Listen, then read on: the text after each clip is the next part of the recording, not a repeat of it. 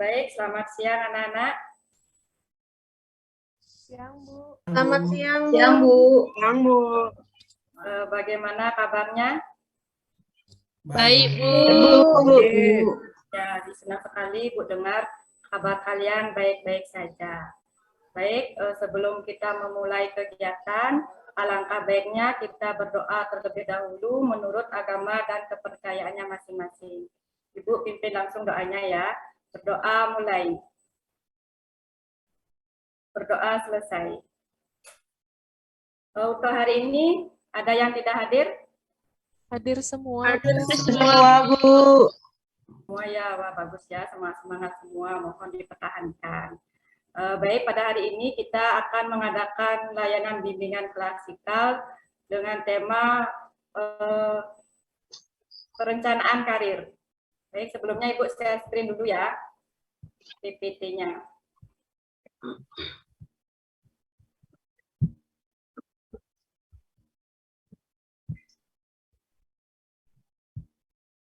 Sudah kelihatan anak-anak? Sudah, Bu.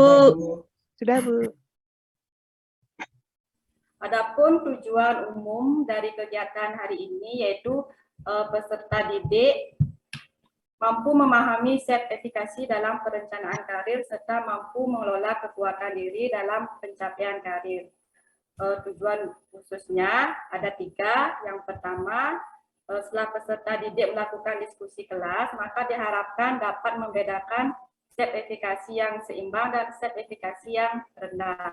Tujuan ketiga, setelah peserta didik berdiskusi kelas dalam menyelesaikan masalah, maka dapat merinci kelebihan dan kekurangan diri dalam perencanaan karir.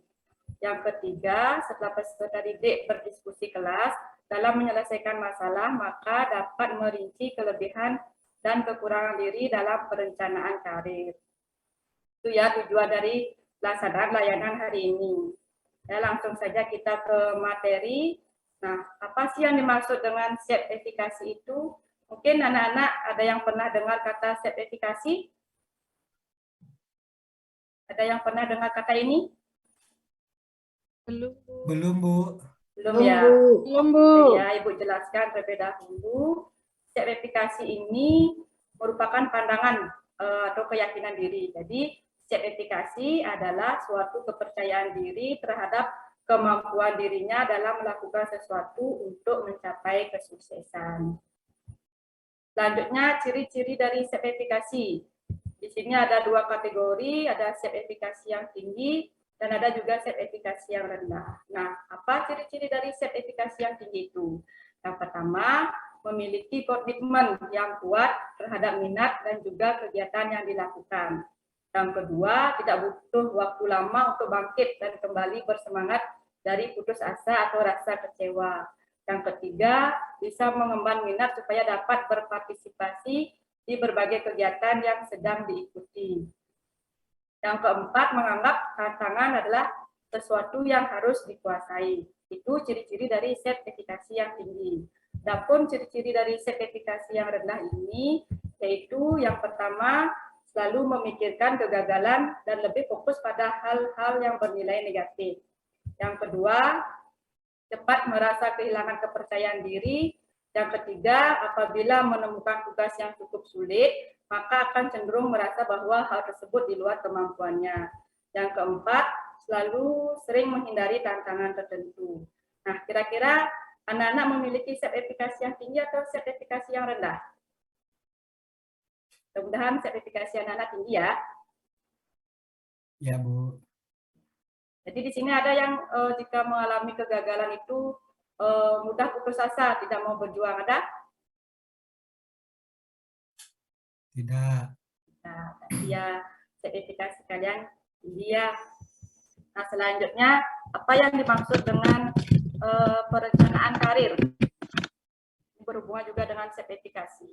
Jadi perencanaan karir itu merupakan sebuah proses yang dimulai sejak usia awal, di mana ketika siswa dapat memikirkan tentang membuat pilihan karir. Bagian penting dalam membuat perencanaan karir dan meningkatkan kontrol terhadap karir adalah dengan mengerti akan diri sendiri.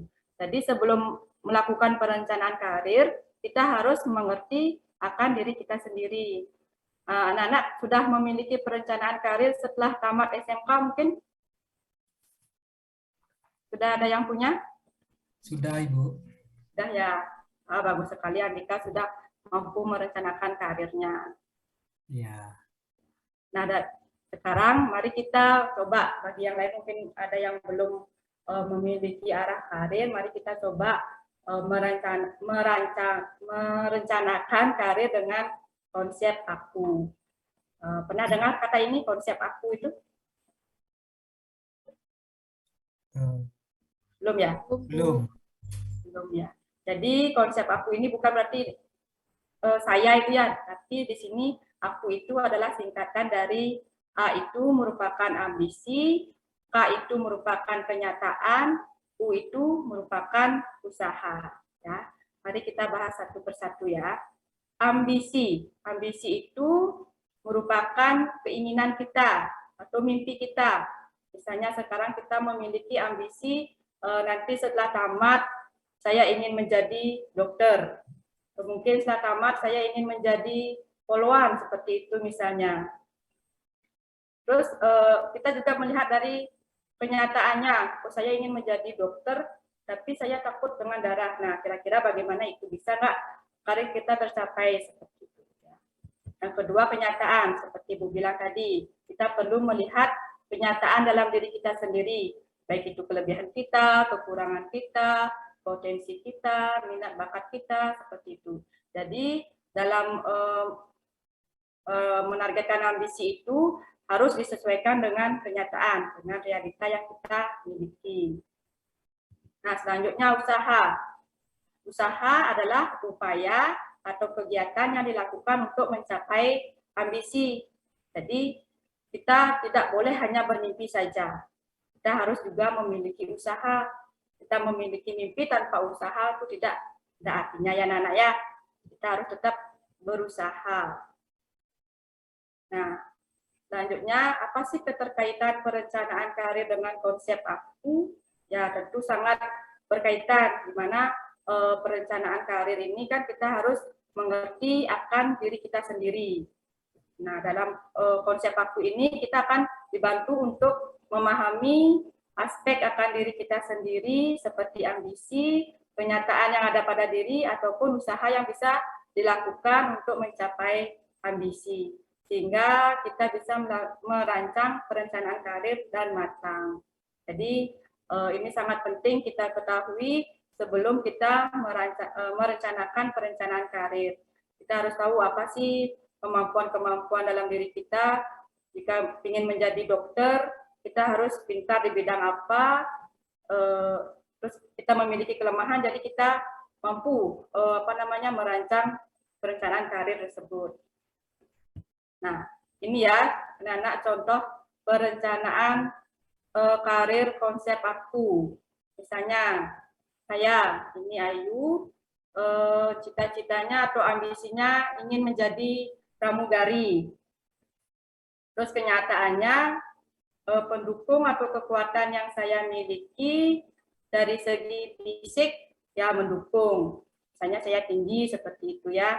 Terus mampu berbahasa asing, berani dengan ketinggian seperti itu. Terus setelah saya lihat diri sendiri lagi, oh ternyata saya memiliki kekurangan seperti kurang percaya diri, tidak bisa berenang. Loh, kok jadi pramugari harus bisa berenang? Mungkin begitu pikiran anak-anak ya. Ya, tentu jadi pramugari harus bisa berenang, itu antisipasi keburukan yang terjadi nanti seperti itu ya. Terus nah, kita sudah memiliki kekurangan dan kelebihan. Kita juga harus memikirkan usaha yang perlu dilakukan, terutama dari kekurangan ini, kira-kira kita bisa nggak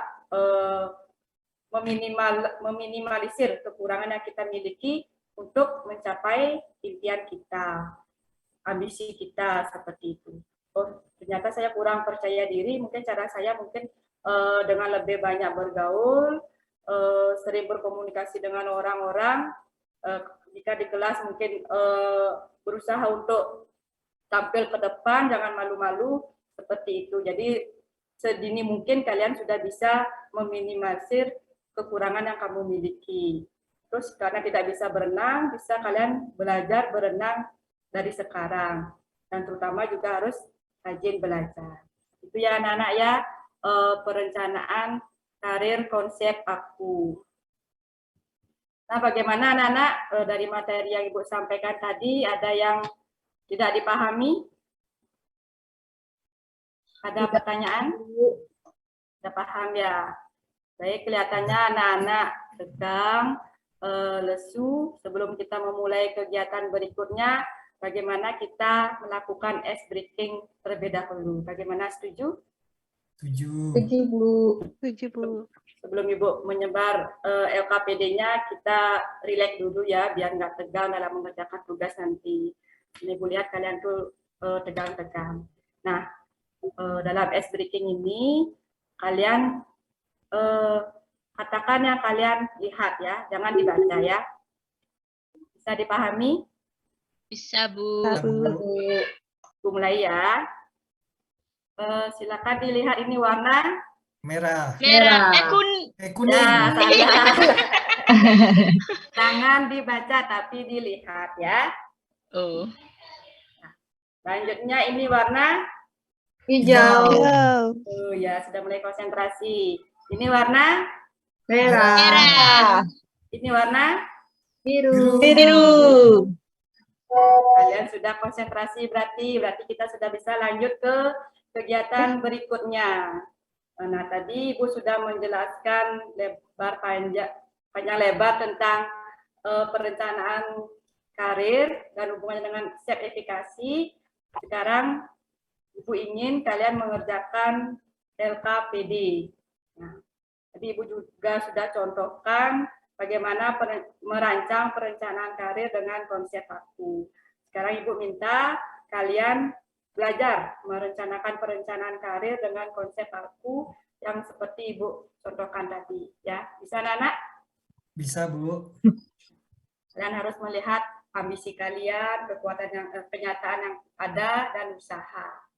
Bu berikan waktu 10 menit ya. Ya, Ibu. Baik, sudah ada yang selesai?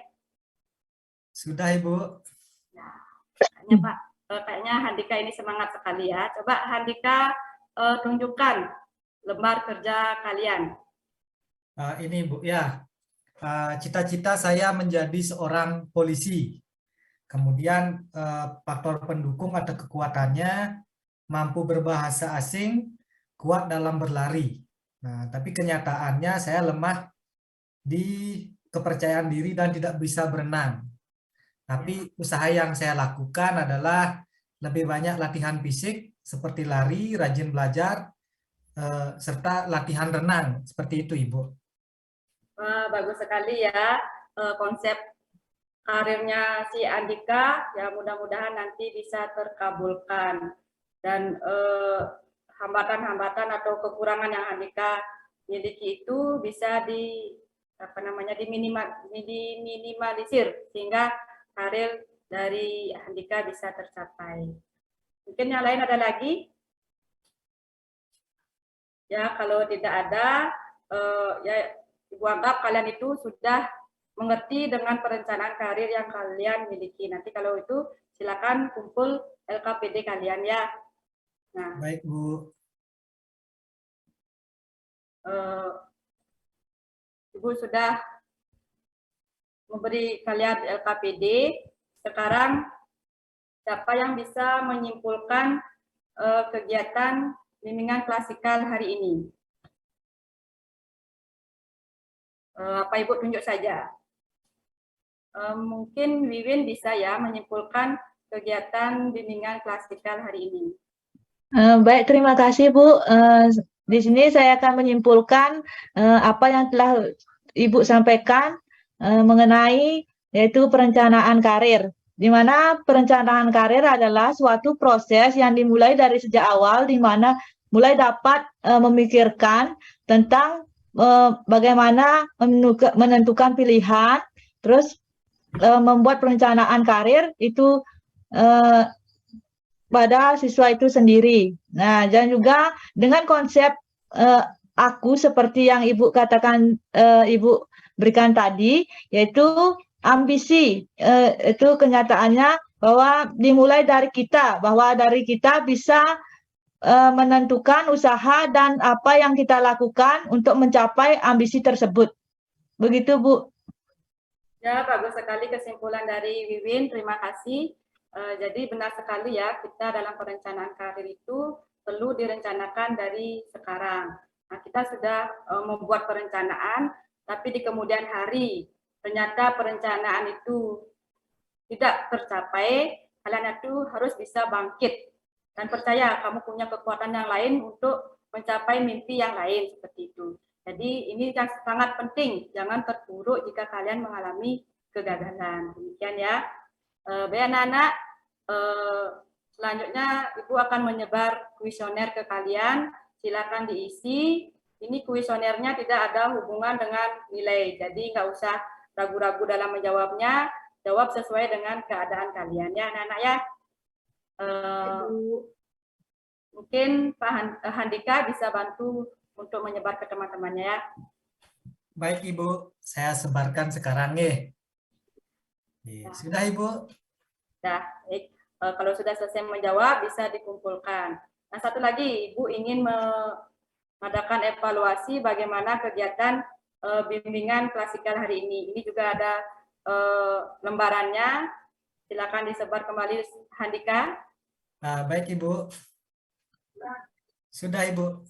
Baik, terima kasih sudah semua mengumpulkan lembaran evaluasi mengenai kegiatan bimbingan klasikal hari ini. Terima kasih, anak-anak sudah semangat, sudah aktif. Kita lanjutkan lagi ke pertemuan berikutnya dengan tema yang berbeda. Akhir kata, Ibu tutup dengan Parama Santi. Om Santi, Santi, Santi, Om. Terima kasih, Bu. Terima kasih Terima kasih, Bu.